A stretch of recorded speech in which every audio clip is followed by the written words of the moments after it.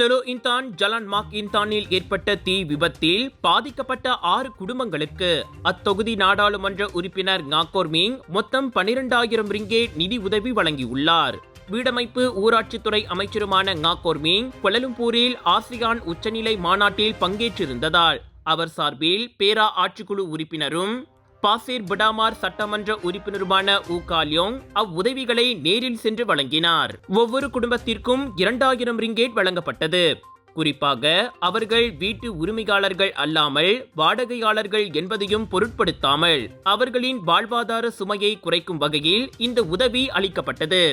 புதிய வீடு தேடவும் வேலை மற்றும் குழந்தைகளின் கல்வி தொடரவும் உதவும் வகையில் உடனடி நிவாரணமாக இது அமைவதாக ஊ கால்யோங் தெரிவித்தார்.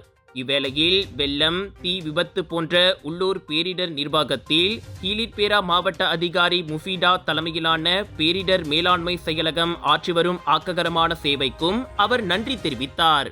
தெலோ இந்தான் கடந்த வாரம் தைப்பிங் மற்றும் மஞ்சூங் போல வெள்ளத்தால் பாதிக்கப்படவில்லை என்றாலும் வரும் நவம்பர் மாத தொடக்கத்தில் கடல் நீர் உயர்வு மற்றும் கனமழை வாய்ப்புகள் இருப்பதால் மக்கள் எச்சரிக்கையுடன் இருக்க வேண்டும் என்று அவர் நினைவூட்டினார்.